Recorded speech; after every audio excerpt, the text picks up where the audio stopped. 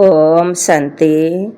24 ଜୁନ 2025ର ପ୍ରାତଃ ମୁରଲୀ। ଶିବ ଭଗବାନଙ୍କର ମଧୁର ମହାବାକ୍ୟ। ଶିବ ବାବା କହୁଛନ୍ତି, ମାତେଶ୍ୱରୀଙ୍କର ପୁଣ୍ୟ ସ୍ମୃତି ଦିବସରେ ପ୍ରାତଃ କ୍ଲାସରେ ଶୁଣାଇବା ପାଇଁ ମଧୁର ମହାବାକ୍ୟ।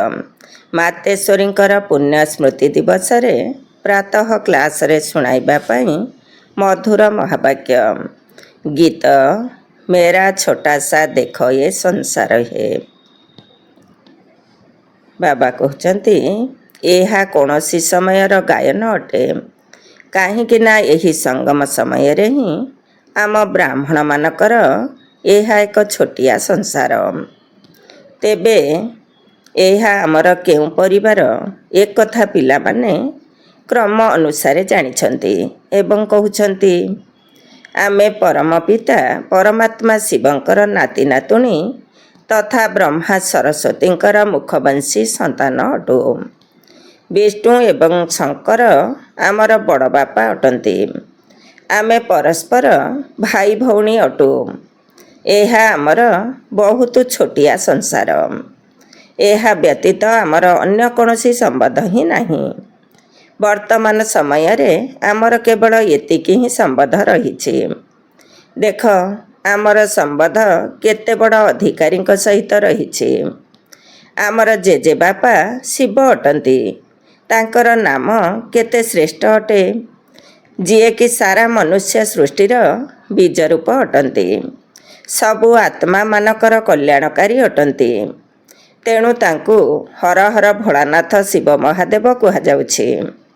ସେ ସାରା ସୃଷ୍ଟିର ଦୁଃଖହର୍ତ୍ତା ସୁଖକର୍ତ୍ତା ଅଟନ୍ତି, ଯାହାଙ୍କ ଦ୍ୱାରା ଆମମାନଙ୍କୁ ସୁଖ ଶାନ୍ତି ପବିତ୍ରତାର ବହୁତ ବଡ଼ ଅଧିକାର ପ୍ରାପ୍ତ ହେଉଛି।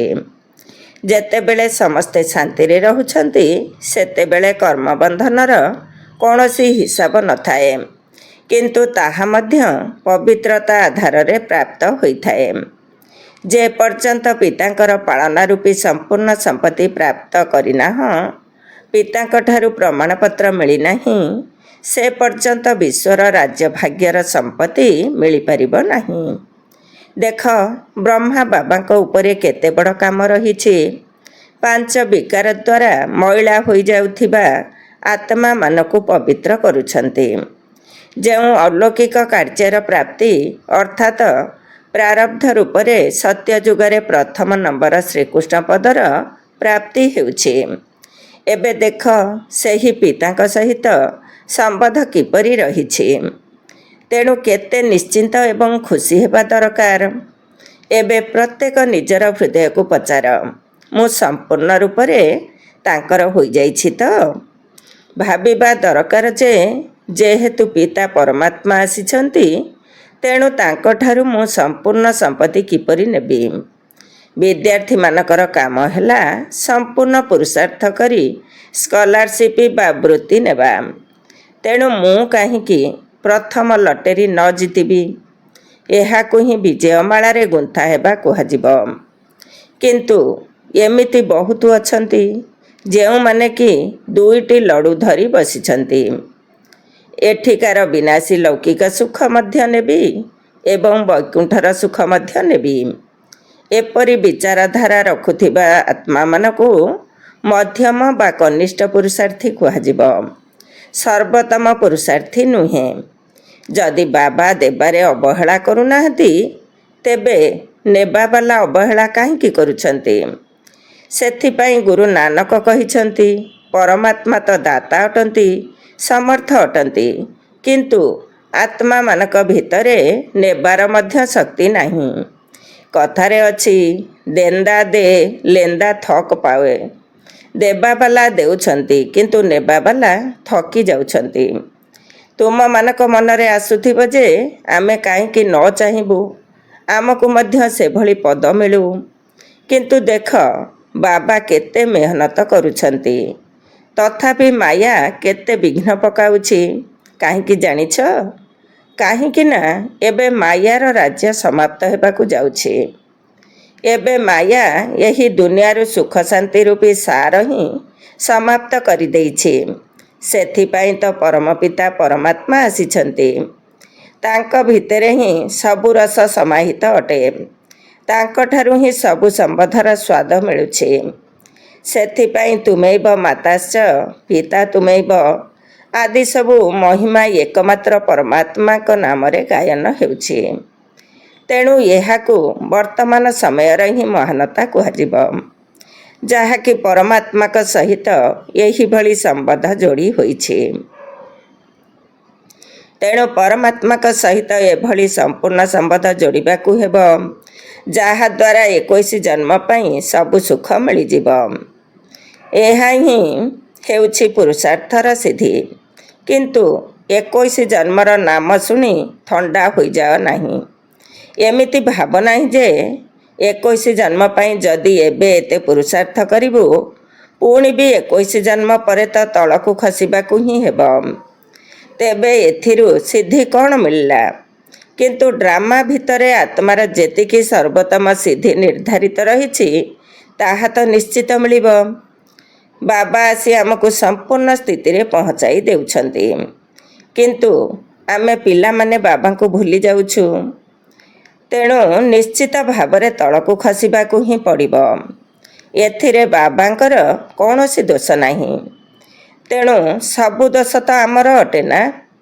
ତେବେ ସତ୍ୟଯୁଗ ଏବଂ ତ୍ରେତା ଯୁଗର ସାରା ସୁଖର ଆଧାର ବର୍ତ୍ତମାନ ସମୟର ଏହି ଜନ୍ମର ପୁରୁଷାର୍ଥ ଉପରେ ହିଁ ନିର୍ଭର କରୁଛି।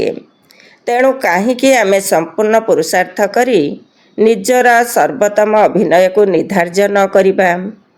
ପୁରୁଷାର୍ଥ କରି ସେହିଭଳି ସମ୍ପତ୍ତି କାହିଁକି ନ ନେବା? ମନୁଷ୍ୟ ସର୍ବଦା ସୁଖ ପାଇଁ ହିଁ ପୁରୁଷାର୍ଥ କରିଥାଏ। ସୁଖ ଦୁଃଖରୁ ନିଆରା ହେବା ପାଇଁ କେହି ବି ପୁରୁଷାର୍ଥ କରନ୍ତି ନାହିଁ। ତାହା ତ ଡ୍ରାମା ଶେଷରେ ପରମାତ୍ମା ଆସି ସବୁ ଆତ୍ମାମାନଙ୍କୁ ଦଣ୍ଡ ଦେଇ ପବିତ୍ର କରି ପାଟରୁ ମୁକ୍ତ କରିଥାନ୍ତି। ଏହା ପରମାତ୍ମାଙ୍କର କର୍ତ୍ତବ୍ୟ ଅଟେ। ସେ ନିଜର ନିର୍ଦ୍ଧାରିତ ସମୟରେ ଆପେ ଆପେ ଆସି ସବୁକିଛି ଶୁଣାଇଥାନ୍ତି। ଯଦି ଆତ୍ମାମାନଙ୍କୁ ପୁନର୍ବାର ଆସି ଅଭିନୟ କରିବାକୁ ହିଁ ପଡ଼ିବ, ତେବେ କାହିଁକି ସର୍ବୋତ୍ତମ ଅଭିନୟ ନ କରିବା? ମନୁଷ୍ୟ ସୃଷ୍ଟିକୁ ସୁଖଦାୟୀ କରୁଥିବା ବାବାଙ୍କୁ ଜଣାଅଛି ଯେ ଏହି ମନୁଷ୍ୟ ସୃଷ୍ଟି ସୁଖଦାୟୀ କିପରି ହେବ। ଯେ ପର୍ଯ୍ୟନ୍ତ ଆତ୍ମାମାନେ ପବିତ୍ର ହୋଇନାହାନ୍ତି, ସେ ପର୍ଯ୍ୟନ୍ତ ସଂସାର ମଧ୍ୟ ସୁଖଦାୟୀ ହୋଇପାରିବ ନାହିଁ। ସେଥିପାଇଁ ସେ ଆସି ପ୍ରଥମେ ଆପଣମାନଙ୍କୁ ହିଁ ପବିତ୍ର କରୁଛନ୍ତି। ଏବେ ତ ଆତ୍ମା ଭିତରେ ମଇଳା ଲାଗିଛି। ପ୍ରଥମେ ସେହି ମଇଳାକୁ ହିଁ ସଫା କରିବାକୁ ହେବ। ତାପରେ ସେହି ଆତ୍ମିକ ଶକ୍ତି ଦ୍ୱାରା ପ୍ରତ୍ୟେକ ଜିନିଷରୁ ତମ ପ୍ରଧାନତା ପରିବର୍ତ୍ତନ ହୋଇ ସତ ପ୍ରଧାନତା ଆସିବ, ଯାହାକୁ କୁହାଯାଉଛି ସତ୍ୟଯୁଗୀ ଅବସ୍ଥା ବା ଗୋଲ୍ଡେନ୍ ଏଜେଡ୍ ଷ୍ଟେଜ୍, ଯାହାଦ୍ୱାରା ଏହି ତତ୍ତ୍ୱ ଆଦି ସବୁକିଛି ସତ୍ୟଯୁଗୀ ସ୍ଥିତିକୁ ପ୍ରାପ୍ତ ହୋଇଯାଆନ୍ତି। କିନ୍ତୁ ପ୍ରଥମେ ଆତ୍ମାର ସ୍ଥିତିର ପରିବର୍ତ୍ତନ ହୋଇଥାଏ। ତେବେ ଆତ୍ମାମାନଙ୍କୁ ପରିବର୍ତ୍ତନ କରିବା ବାଲା ଅର୍ଥାତ୍ ଆତ୍ମାମାନଙ୍କୁ ପବିତ୍ର କରିବା ବାଲା ଅଧିକାରୀ ସେହି ବାବା ହିଁ ଅଟନ୍ତି। ତୁମେମାନେ ଦେଖୁଛ ନା, ଏବେ ଦୁନିଆ କିପରି ବଦଳିବାରେ ଲାଗିଛି। ସେଥିପାଇଁ ପ୍ରଥମେ ତ ନିଜକୁ ହିଁ ପରିବର୍ତ୍ତନ କରିବାକୁ ହେବ। ଯେତେବେଳେ ଆମେ ନିଜକୁ ପରିବର୍ତ୍ତନ କରିନେବା, ତେବେ ଯାଇ ସେହି ଆଧାରରେ ଦୁନିଆର ପରିବର୍ତ୍ତନ ହେବ। ଯଦି ଏପର୍ଯ୍ୟନ୍ତ ଆମମାନଙ୍କ ଭିତରେ ପରିବର୍ତ୍ତନ ଆସିନାହିଁ ବା ଆମେ ନିଜକୁ ହିଁ ପରିବର୍ତ୍ତନ କରିନାହୁଁ, ତେବେ ଦୁନିଆ କିପରି ପରିବର୍ତ୍ତନ ହେବ? ସେଥିପାଇଁ ନିଜକୁ ଚେକ୍ କର। ଯେପରି ଆୟ ବ୍ୟୟର ରଖିବା ବାଲା ପ୍ରତିଦିନ ରାତିରେ ନିଜର ଖାତାକୁ ଚେକ୍ କରିଥାନ୍ତି। ଆଜି ମୋର ଜମା କେତେ ହେଲା, ସମସ୍ତେ ନିଜର ହିସାବ ରଖିଥାନ୍ତି ନା। ସେହିପରି ତୁମମାନଙ୍କୁ ମଧ୍ୟ ନିଜର ହିସାବ ରଖିବାକୁ ହେବ ଯେ ସାରା ଦିନ ଭିତରେ ମୋର କେତେ ଲାଭ ହେଲା ଏବଂ କେତେ କ୍ଷତି ହେଲା। ଯଦି କ୍ଷତି ଅଧିକ ହୋଇଥିବ, ତେବେ ଆର ଦିନ ପାଇଁ ସାବଧାନ ରହିବାକୁ ହେବ। ଏହିଭଳି ନିଜ ଉପରେ ଧ୍ୟାନ ଦେଲେ ଆମେ ନିଶ୍ଚିତ ଲାଭରେ ରହିବା ଏବଂ ନିଜର ପୋଜିସନରେ ପହଞ୍ଚି ପାରିବା। ଏହିଭଳି ନିଜକୁ ଚେକ୍ କରି ନିଜର ପରିବର୍ତ୍ତନର ଅନୁଭବ କରିବା ଦରକାର। ଏପରି ନୁହେଁ ଯେ ଆମେ ତ ଦେବତା ନିଶ୍ଚିତ ହେବୁ, କିନ୍ତୁ ତାହା ତ ପରେ ହେବ। ଏବେ ଯେପରି ଅଛ ଠିକ୍ ଅଛ। ନା, ଏବେଠାରୁ ହିଁ ଦେବତାର ସଂସ୍କାର ଧାରଣ କରିବାକୁ ହେବ। ଏ ପର୍ଯ୍ୟନ୍ତ ଯେଉଁ 5 ବିକାରର ସଂସ୍କାର ଥିଲା, ଦେଖିବାକୁ ହେବ ସେହି ସବୁ ବିକାରୀ ସଂସ୍କାର ଗୁଡ଼ିକ ପରିବର୍ତ୍ତନ ହେଉଛି ତ? ମୋ ଭିତରେ ଯେଉଁ କ୍ରୋଧ ଆଦି ଥିଲା, ତାହା ବାହାରିଗଲାଣି ତ? ଲୋଭ ମୋହ ଆଦି ସବୁ ଯେଉଁ ବିକାରୀ ସଂସ୍କାର ଗୁଡ଼ିକ ଥିଲା, ତାହା ପରିବର୍ତ୍ତନ ହେଉଛି ତ? ଯଦି ସେଗୁଡ଼ିକ ପରିବର୍ତ୍ତନ ହୋଇଚାଲିଛି ବା ସେଥିରୁ ମୁଁ ମୁକ୍ତ ହେଉଛି, ତେବେ ଜାଣିନିଅ ମୁଁ ଧୀରେ ଧୀରେ ପରିବର୍ତ୍ତନ ହେଉଛି। ଯଦି ସେଥିରୁ ମୁକ୍ତ ହୋଇନାହଁ, ତେବେ ଜାଣିନିଅ ଏ ପର୍ଯ୍ୟନ୍ତ ମୁଁ ପରିବର୍ତ୍ତନ ହୋଇନାହିଁ। ତେଣୁ ପରିବର୍ତ୍ତନର ଫରକ ଅନୁଭବ ହେବା ଦରକାର। ନିଜ ଭିତରେ ପ୍ରଥମେ ପରିବର୍ତ୍ତନ ଆସିବା ଦରକାର। ଏମିତି ନୁହେଁ ଯେ ଦିନସାରା ବିକାରୀ ଖାତା ହିଁ ଜମା ହେଉଥିବ। ଏପରି ମଧ୍ୟ ନୁହେଁ ଯେ ମୁଁ ତ ଦାନ ପୁଣ୍ୟ କରୁଛି, ବାସ୍ ହୋଇଗଲା। ନା, ଆମର ଯେଉଁ କର୍ମରୂପୀ ଖାତା ଜମା ହେଉଛି, ସେହି ଅନୁସାରେ ହିଁ ଆମକୁ ସତର୍କ ହୋଇ ଚାଲିବାକୁ ହେବ। ଆମେ ଯାହା କିଛି ବି କରୁଛୁ, ସେଥିରେ କୌଣସି ବିକାରର ବଶବର୍ତ୍ତୀ ହୋଇ ନିଜର ବିକର୍ମର ଖାତା ଜମା କରୁନାହୁଁ ତ? ଏଥିରେ ନିଜେ ନିଜକୁ ସମ୍ଭାଳିବାକୁ ହେବ, ଅର୍ଥାତ୍ ଠିକ୍ ରାସ୍ତାରେ ଚଲାଇବାକୁ ହେବ। ଏହି ସବୁର ହିସାବ ଅର୍ଥାତ୍ ଚାର୍ଟ ରଖିବାକୁ ପଡ଼ିବ ଏବଂ ଶୋଇବା ପୂର୍ବରୁ 10-15 ମିନିଟ୍ ନିଜକୁ ଦେଖିବା ଦରକାର ଯେ ସାରା ଦିନଟି ମୋର କିପରି ବିତିଲା। କେହି କେହି ତ ନୋଟ୍ ମଧ୍ୟ କରିଥାନ୍ତି, କାହିଁକି ନା ପୂର୍ବଜନ୍ମର ଯେଉଁ ପାପର ବୋଝ ମୁଣ୍ଡ ଉପରେ ରହିଛି, ସେଗୁଡ଼ିକୁ ମଧ୍ୟ ସମାପ୍ତ କରିବାକୁ ହେବ। ସେଥିପାଇଁ ବାବା ଆଦେଶ ଦେଉଛନ୍ତି, ମୋତେ ମନେ ପକାଅ। ତାହା ମଧ୍ୟ ଦେଖିବା ଦରକାର ଯେ ମୁଁ କେତେ ସମୟ ବାବାଙ୍କୁ ମନେ ପକାଉଛି। କାହିଁକି ନା ଏହିଭଳି ଚାର୍ଟ ରଖିବା ଦ୍ୱାରା ଆର ଦିନ ପାଇଁ ସାବଧାନ ରହିବ ଏବଂ ସାବଧାନ ରହି ଧୀରେ ଧୀରେ ପୁରା ସାବଧାନ ହୋଇଯିବ ଏବଂ ତୁମର ପ୍ରତ୍ୟେକ କର୍ମ ବହୁତ ଭଲ ହୋଇଯିବ। ଆଉ କୌଣସି ପାପ କର୍ମ ହେବ ନାହିଁ। କାହିଁକି ନା ପାପ କର୍ମରୁ ତ ରକ୍ଷା ପାଇବାକୁ ହେବ ନା। ଆଚ୍ଛା, ମିଠା ମାଙ୍କର ମିଠା ମିଠା ସନ୍ତାନମାନଙ୍କ ପ୍ରତି ସ୍ନେହ ସମ୍ପନ୍ନ ଶୁଭେଚ୍ଛା ଏବଂ ଗୁଡ଼୍ ମର୍ଣ୍ଣିଂ। ଆମ ଆତ୍ମିକ ସନ୍ତାନମାନଙ୍କର ମିଠା ମିଠା ମାଙ୍କୁ ସ୍ନେହ ସମ୍ପନ୍ନ ଶୁଭେଚ୍ଛା ଏବଂ ଗୁଡ଼୍ ମର୍ଣ୍ଣିଂ। ସନ୍ଦେଶୀଙ୍କ ଶରୀର ଦ୍ୱାରା ସରସ୍ୱତୀ ମାଙ୍କ ସହିତ ଅବ୍ୟକ୍ତି ପ୍ରଭୁଙ୍କର ମିଳନ ଏବଂ ବାର୍ତ୍ତାଳାପ। ବେଟି ଶ୍ରୀ ରାଧେ, ଦେଖ ତୁମ ପାଖକୁ କିଏ ଆସି ବିରାଜମାନ ହୋଇଛନ୍ତି। କେତେ ବଡ଼ ଶକ୍ତି ତୁମ ସହିତ କଥାବାର୍ତ୍ତା କରୁଛନ୍ତି। ମୋର ଆସିବାର ରହସ୍ୟ ଦ୍ୱାରା ତୁମେ ନିଜକୁ ମଧ୍ୟ ଜାଣିପାରିବ। ଆସିବା ବାଲାଙ୍କର ପୋଜିସନ୍ ସହିତ ନିଜର ପୋଜିସନ୍କୁ ଅର୍ଥାତ୍ ପଦବୀକୁ ମଧ୍ୟ ଜାଣିପାରିବ। ହେ ରାଧେ ବେଟି, ତୁମେ ମୋର ଚମତ୍କାରୀ ଦେଖିବାକୁ ଚାହୁଁଛ? ଯଦି ମୁଁ ଚାହିଁବି, ତେବେ ଗୋଟିଏ ସେକେଣ୍ଡରେ ବିନାଶ କରାଇପାରିବି, କିନ୍ତୁ କରୁନାହିଁ। କାହିଁକି ନା ଏହି ବିରାଟ ଫିଲ୍ମ ଅନୁସାରେ ଯେଉଁ ଯେଉଁ କର୍ତ୍ତବ୍ୟ ଯାହା ଯାହା ଦ୍ୱାରା ସମ୍ପାଦିତ ହେବା ଦରକାର, ତାହା ନିଶ୍ଚିତ ହେବ। ଅବ୍ୟକ୍ତ ପ୍ରଭୁ ଅନାଦି କାଇଦା କାନୁନକୁ ଜାଣିଛନ୍ତି। ତେଣୁ ସେହି ଆସି ଅନାଦି କାଇଦା ଅର୍ଥାତ୍ ବିଧିବିଧାନର ପରିଚୟ ଦେଉଛନ୍ତି। ସାରା ସୃଷ୍ଟିର ଏହି ଅନାଦି ଖେଳ ଚାଲିଛି। ତେଣୁ ବାସ୍ତବିକ ରୂପରେ ଖେଳ ଚାଲିବା ପାଇଁ ସମୟ ଲାଗୁଛି। ଯଦି ଏତେ ବର୍ଷର ଖେଳକୁ 1 ସେକେଣ୍ଡରେ ପୂରା କରିଦେବି, ତେବେ ବାକି ଖେଳ କ'ଣ ଚାଲିବ? ତେଣୁ ଯେଉଁ ଯେଉଁ କଷ୍ଟକୁ ଯେପରି ଦେଖିବା ଅର୍ଥାତ୍ ସହନ କରିବା ଦରକାର, ତାହା ସେହିପରି ହିଁ ଜଟିଳ ରହସ୍ୟର ସହିତ ପୁନରାବୃତ୍ତି ହେଉଛି। ଏହା ବଡ଼ ଜଟିଳ ପୁନରାବୃତ୍ତି ଅଟେ, ଯାହାକୁ ହେ ମୋର ପ୍ରିୟ ରାଧେ, ତୁମେ ଏବଂ ମୁଁ ଦେଖି କେତେ ହର୍ଷିତ ହେଉଛେ। ଏହି ବିରାଟ ଡ୍ରାମାର ସବୁ ଅଭିନୟ ପରୀକ୍ଷା ନେବା ପାଇଁ ହିଁ ତିଆରି ହୋଇଛି। ତେଣୁ ଏହି ଖେଳକୁ ପରିଚାଳିତ କରାଇବା ବାଲା ଯଦି ଚାହିଁବେ, ତେବେ ଗୋଟିଏ ସେକେଣ୍ଡରେ ଏହି ଡ୍ରାମାକୁ ଡ୍ରପ୍ କରିଦେଇ ପାରିବେ, ଅର୍ଥାତ୍ ସମାପ୍ତ କରି ପୁନର୍ବାର ନୂଆ ରୂପରେ ଆରମ୍ଭ କରିପାରିବେ। କିନ୍ତୁ କରୁନାହାନ୍ତି, କାହିଁକି ନା ଈଶ୍ୱରଙ୍କୁ ମଧ୍ୟ ଏହିଭଳି ସାଧାରଣ ରୀତିରେ କର୍ତ୍ତବ୍ୟ କରିବାକୁ ପଡ଼ୁଛି।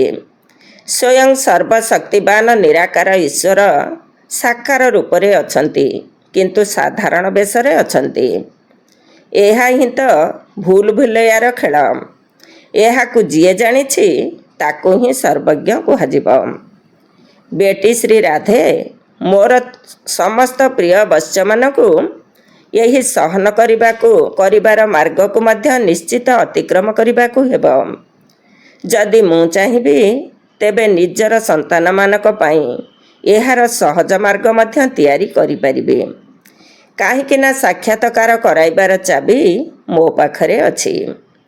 ଯଦି କୌଣସି ବି ଧନବାନ ଭକ୍ତକୁ କୌଣସି ଦେବତାର ସାକ୍ଷାତକାର କରାଇଦେବି, ତେବେ ସେ ତା'ର ସବୁ ଧନ ସମ୍ପତ୍ତି ଯଜ୍ଞରେ ସ୍ୱାହା କରିଦେବ, କାହିଁକିନା ଈଶ୍ୱର ସବୁ ଧନବାନଙ୍କର ଧନବାନ ଅଟନ୍ତି। କିନ୍ତୁ ତୁମର ପିତା ଚାହୁଁଛନ୍ତି ଯେ ମୁଁ ମୋର ପ୍ରିୟ ଭିକାରୀ ସନ୍ତାନମାନଙ୍କୁ ରାଜକୁମାର ରାଜକୁମାରୀ କରିବି। ସେଥିପାଇଁ ତୁମେମାନେ ଏସବୁକୁ ସହନ କରିବା ପରେ ଯାଇ ରାଜକୁମାର ରାଜକୁମାରୀ ହେବ। ବାବା ଜାଣିଛନ୍ତି ଯେ ପିଲାମାନଙ୍କୁ ଏହି ସହନ କରିବାର ମାର୍ଗକୁ ନିଶ୍ଚିତ ଅତିକ୍ରମ କରିବାକୁ ପଡ଼ିବ, କାରଣ ସହନ କରିବା ମଧ୍ୟ ଏକ ଈଶ୍ୱରୀୟ ଗୁଣ ବା ଦୈବୀ ଗୁଣ ଅଟେ, ଯେଉଁଥିରେ ହିଁ ଖୁସି ସମାହିତ ହୋଇ ରହିଛି। ଯେଉଁ ଗୁଣ ଆଧାରରେ ଈଶ୍ୱରୀୟ ସୁଖର ଅନୁଭୂତି ହୋଇଥାଏ, ତେବେ ସବୁକିଛି ସହନ କରୁଥିଲେ ମଧ୍ୟ ତୁମେମାନେ କେତେ ମୌଜରେ ରହୁଛ, ଏହା ହିଁ ହେଉଛି ଏହି ଗୋପନୀୟ ଜ୍ଞାନର ଚମତ୍କାରୀ। ଏହିଭଳି ଅନାସକ୍ତ ଯୋଗୀମାନେ ହିଁ ସ୍ଥାୟୀ ସୁଖ ପ୍ରାପ୍ତ କରିଥାନ୍ତି। ଏବେ ତ ପରୀକ୍ଷାର ସମୟ ମଧ୍ୟ ପାଖେଇ ଆସିଲାଣି। ତେଣୁ ପ୍ରତ୍ୟେକ ସନ୍ତାନ ଆଗାମୀ ପରୀକ୍ଷାଗୁଡ଼ିକୁ ପୂର୍ବରୁ ହିଁ ସମ୍ମୁଖରେ ରଖି ସେହି ଅଭ୍ୟାସ ଅନୁସାରେ ଚାଲୁଥାନ୍ତୁ। ଯଦିଓ କେହି କେହି ସନ୍ତାନକୁ ଖାଦ୍ୟପାନୀୟ ଇତ୍ୟାଦି ନ ମିଳିପାରେ, ପୁଣି ବି ସର୍ବଦା ଚିନ୍ତାମୁକ୍ତ ରାଜା ହୋଇ ଉପସ୍ଥିତ ରହିଥାନ୍ତୁ। ଏହିଭଳି ନିଜର ସୁନ୍ଦର ଅବସ୍ଥାର ଅଭ୍ୟାସ ବହୁତ ସମୟ ଧରି ଜାରି ରଖିବାକୁ ପଡ଼ିବ। ଯଦି କେହି ଭାବୁଛନ୍ତି ଯେ ଅନ୍ତିମ ସମୟରେ ଆମେ ଆପେ ଆପେ ହୋଇଯିବୁ, ତେବେ ଏଭଳି ଭାବିବା ଅର୍ଥାତ୍ ନିଜକୁ ଧୋକା ଦେବା। ସେଥିପାଇଁ ପୂର୍ବରୁ ହିଁ ସାବଧାନ ହୋଇ ରହିବାକୁ ହେବ। ମୋର ଅତି ପ୍ରିୟ ସନ୍ତାନମାନେ ଯୋଗରେ ତ ବସୁଛନ୍ତି, କିନ୍ତୁ ଏପର୍ଯ୍ୟନ୍ତ ସେହି ଲାଇଟର ତେଜ ମୋର ବତନ ଅର୍ଥାତ୍ ରହିବାର ସ୍ଥାନ ପର୍ଯ୍ୟନ୍ତ ପହଞ୍ଚି ନାହିଁ। ଯେତେବେଳେ ସମସ୍ତେ ଲାଇଟ୍ ସ୍ୱରୂପ ହୋଇ ଉପସ୍ଥିତ ରହିବେ, ସେତେବେଳେ ସେମାନଙ୍କର ଯୋଗର ତେଜ ମୋର ବତନ ପର୍ଯ୍ୟନ୍ତ ଆସିବ। ତେବେ ଯାଇ ପ୍ରତ୍ୟେକଙ୍କର ସମ୍ପୂର୍ଣ୍ଣ ଲାଇଟ୍ ତାଙ୍କ ଭିତରେ ପ୍ରବେଶ କରିବ। ସେତେବେଳେ ଯାଇ ଶକ୍ତିମାନଙ୍କର ମହିମା ଜଣାପଡ଼ିବ। ତେଣୁ ସମସ୍ତଙ୍କୁ ନିଜର ନିଶ୍ଚୟରେ ଏଭଳି ସ୍ଥିର ହୋଇ ରହିବାକୁ ହେବ, ଯାହାକି ମୁଁ ମଧ୍ୟ ଯଦି ସେହି ଆସନରୁ ଖସାଇବାକୁ ଚାହିଁବି, ତେବେ ବି ଖସାଇ ପାରିବି ନାହିଁ। ହେ ଶିରୋମଣି ଶକ୍ତି ରାଧେ, ଶକ୍ତିମାନଙ୍କୁ ଜ୍ଞାନର ନେଷ୍ଟା ବଳରେ ଏବଂ ମୁଖ ଦ୍ୱାରା ଜ୍ଞାନ ମୁରଲୀ ବଜାଇବାରେ ପ୍ରସ୍ତୁତ ରହିବା ଦରକାର। ତୁମକୁ ନିଜର ଏକରସ ଈଶ୍ୱରୀୟ ଦୃଷ୍ଟି ଦ୍ୱାରା ସମସ୍ତଙ୍କୁ କୃତାର୍ଥ କରି ନିଜର ମଧୁର ବାଣୀ ଦ୍ୱାରା ପରିଚୟ ଦେବାକୁ ହେବ ଯେ ମୁଁ କିଏ ଏବଂ ମୋର ପିତା କିଏ, ଏବଂ ବ୍ରହ୍ମାଙ୍କ ଶରୀରରେ କିପରି ଭଗବାନ ପ୍ରତ୍ୟକ୍ଷ ହେଉଛନ୍ତି, ଯିଏକି ଏହି ଅନ୍ତିମ ସମୟରେ ଆସୁରୀ ଦୁନିଆକୁ ସମାପ୍ତ କରି ନିଜର ସ୍ୱଦେଶକୁ ଏବଂ ଦୈବୀ ଦୁନିଆକୁ ନେଇଯାଉଛନ୍ତି। ହେ ରାଧେ ବେଟି, ଯେତେବେଳେ ସମସ୍ତଙ୍କର ଅବସ୍ଥା ଦୀପକର ଜ୍ୟୋତି ସଦୃଶ ସ୍ଥିର ରହିବ, ସେତେବେଳେ ଯାଇ ଅନ୍ତିମ ସୂକ୍ଷ୍ମ ପ୍ରେରଣାଗୁଡ଼ିକୁ ଗ୍ରହଣ କରି ନିଜର କାର୍ଯ୍ୟକୁ ସମ୍ପୂର୍ଣ୍ଣ ରୂପେ ସିଦ୍ଧି କରିପାରିବେ। ତେବେ ଯାହାର ଯେତିକି ଜ୍ଞାନ ଅନୁସାରେ ଅବସ୍ଥା ହୋଇଥିବ, ସେ ସେହି ଅନୁସାରେ ପ୍ରେରଣାଗୁଡ଼ିକୁ ଗ୍ରହଣ କରିପାରିବ ଏବଂ ଯେତେ ଯେତେ ସେହି ଅବସ୍ଥାରେ ସବୁବେଳେ ରହିବ, ସେତେ ସେତେ ସମ୍ପୂର୍ଣ୍ଣ ପ୍ରେରଣାଗୁଡ଼ିକ ଅନୁଭବ ହୋଇପାରିବ। ଅହୋ ରାଧେ ବେଟି, ମୋର ସ୍ୱରୂପକୁ ତ ଦେଖ। କ'ଣ ମୋର ବତ୍ସମାନେ ମୋର ସ୍ୱରୂପକୁ ଦେଖିପାରୁନାହାନ୍ତି? ମୁଁ କିପରି ଅଖଣ୍ଡ ଜ୍ୟୋତି ତତ୍ତ୍ୱରୁ ଆସି ସାକ୍ଷାତ ପ୍ରବେଶ କରି କଥା କହୁଛି। ମୋ ଦ୍ୱାରା ହିଁ ଏହିସବୁ ସାକ୍ଷାତକାର ଗୁଡ଼ିକ ହେଉଛି, କାହିଁକି ନା ମୁଁ ହିଁ ସମସ୍ତଙ୍କର ମୂଳ ସମୂହ ଅଟେ। ଦେଖ ପ୍ରକୃତି ମଧ୍ୟରେ କିପରି ଜ୍ଞାନର ଲାଇଟ୍ ଚମକୁଛି। ବତ୍ସମାନେ କେବଳ ଏତିକି ବିଚାର କରନ୍ତୁ ଯେ ଆହା, ଯାହାଙ୍କୁ ସାରା ସୃଷ୍ଟି ଡାକୁଛି ସେହି ସ୍ୱୟଂ ସର୍ବଶକ୍ତିବାନ ଈଶ୍ୱର ଏହି ଯଜ୍ଞରେ ଆମ ପିଲାମାନଙ୍କ ସମ୍ମୁଖରେ ଉପସ୍ଥିତ ଅଛନ୍ତି। ତାଙ୍କର ଶୀତଳ କୋଳରେ ବସିଲେ ହୃଦୟ ଶାନ୍ତି ହୋଇଯାଉଛି। ଯଦି ରଚନାକୁ ତା'ର ରଚୟିତା ମିଳିଗଲେ ତେବେ ତାଙ୍କୁ ଛାଡ଼ି ତାଙ୍କର ରଚନାମାନଙ୍କ ପାଖକୁ କାହିଁକି ଯିବା। ସବୁଠାରୁ ଉଚ୍ଚରୁ ଉଚ୍ଚ ନିଜେ ସର୍ବଶକ୍ତିର ଅଧିକାରୀ ଯାହାଙ୍କଠାରୁ ସମସ୍ତ ଶକ୍ତି ପ୍ରକଟ ହୋଇଛି, ଯଦି ତାଙ୍କର ପରିଚୟ ମିଳିଯାଇଛି ତେବେ ତାଙ୍କର କୋଳ ଛାଡ଼ିବା ଅସମ୍ଭବ ହୋଇଯିବ। ଯେତେବେଳେ ସ୍ୱୟଂ ରଚୟିତାଙ୍କର ପରିଚୟ ମିଳିଯିବ ସେତେବେଳେ ହିଁ ଜାଣିପାରିବ ଯେ ଇଏ କିଏ। ବୁଝିଲ ତ ଶିରୋମଣି ରାଧେ? ଆଚ୍ଛା, ଓମ୍ ଶାନ୍ତି। ଆଜିର ବରଦାନ। ସର୍ବଦା ଅତୀନ୍ଦ୍ରିୟ ସୁଖର ଝୁଲଣାରେ ଝୁଲୁଥିବା ସଙ୍ଗମ ଯୁଗର ସର୍ବ ଅଲୌକିକ ପ୍ରାପ୍ତିଗୁଡ଼ିକରେ ସମ୍ପନ୍ନ ଭବ। ସର୍ବଦା ଅତୀନ୍ଦ୍ରିୟ ସୁଖର ଝୁଲଣାରେ ଝୁଲୁଥିବା ସଙ୍ଗମ ଯୁଗର ସର୍ବ ଅଲୌକିକ ପ୍ରାପ୍ତିଗୁଡ଼ିକରେ ସମ୍ପନ୍ନ ଭବ। ଡିଟେଲ୍ସ। ଯେଉଁ ପିଲାମାନେ ଅଲୌକିକ ପ୍ରାପ୍ତିଗୁଡ଼ିକରେ ସର୍ବଦା ସମ୍ପନ୍ନ ଅଟନ୍ତି ସେମାନେ ଅତୀନ୍ଦ୍ରିୟ ସୁଖର ଝୁଲଣାରେ ଝୁଲୁଥାନ୍ତି। ସେହିପରି ସର୍ବପ୍ରାପ୍ତି ସମ୍ପନ୍ନ ବ୍ରାହ୍ମଣମାନଙ୍କର ଝୁଲଣା ହେଲା ଅତୀନ୍ଦ୍ରିୟ ସୁଖର ଝୁଲଣା। ଏହି ଝୁଲଣାରେ ସର୍ବଦା ଝୁଲୁଥାଅ, କେବେ ବି ଦେହ ଅଭିମାନରେ ଆସ ନାହିଁ। ଯେଉଁମାନେ ଝୁଲଣାରୁ ଓହ୍ଲାଇ ମାଟି ଉପରେ ପାଦ ରଖିଥାନ୍ତି ସେମାନେ ମଇଳା ହୋଇଯାଆନ୍ତି। ତେଣୁ ଉଚ୍ଚରୁ ଉଚ୍ଚ ପିତାଙ୍କର ସ୍ୱଚ୍ଛ ପିଲାମାନେ ସର୍ବଦା ଅତୀନ୍ଦ୍ରିୟ ସୁଖର ଝୁଲଣାରେ ଝୁଲୁଥାନ୍ତି। ସେମାନେ କେବେ ହେଲେ ମାଟି ଉପରେ ପାଦ ରଖିପାରିବେ ନାହିଁ। ଆଜିର ସ୍ଲୋଗାନ, ମୁଁ ତ୍ୟାଗୀ ଅଟେ। ଏହି ଅଭିମାନର ତ୍ୟାଗ ହିଁ ସଚା ତ୍ୟାଗ ଅଟେ। ମୁଁ ତ୍ୟାଗୀ ଅଟେ। ଏହି ଅଭିମାନର ତ୍ୟାଗ ହିଁ ସଚା ତ୍ୟାଗ ଅଟେ। ଆଜିର ଓମ୍ ଶାନ୍ତି। ଆଜିର ଅବ୍ୟକ୍ତ ଇସାରା। ଆତ୍ମିକ ସ୍ଥିତିରେ ରହିବାର ଅଭ୍ୟାସ କର ଏବଂ ଅନ୍ତର୍ମୁଖୀ ହୁଅ। ଯଦି ନିଜକୁ ଅକାଳ ମୂରତ ଆତ୍ମା ମନେ କରିବ ତେବେ ଅକାଳ ମୃତ୍ୟୁଠାରୁ, ଅକାଳ ଦୁର୍ଭିକ୍ଷରୁ ଏବଂ ସର୍ବ ସମସ୍ୟାଠାରୁ ସୁରକ୍ଷିତ ରହିପାରିବ। ମାନସିକ ଚିନ୍ତା ଏବଂ ମାନସିକ ପରିସ୍ଥିତିଗୁଡ଼ିକୁ ଦୂର କରିବାର ଏକମାତ୍ର ଉପାୟ ହେଲା ନିଜର ଏହି ପୁରୁଣା ଶରୀରର ଚେତନାକୁ ସମାପ୍ତ କରିବା। ତେବେ ନିଜର ଦେହ ଅଭିମାନକୁ ସମାପ୍ତ କରିବା ଦ୍ୱାରା ସବୁ ପ୍ରକାରର ପରିସ୍ଥିତି ଆପେ ଆପେ ସମାପ୍ତ ହୋଇଯିବ। ଓମ୍ ଶାନ୍ତି।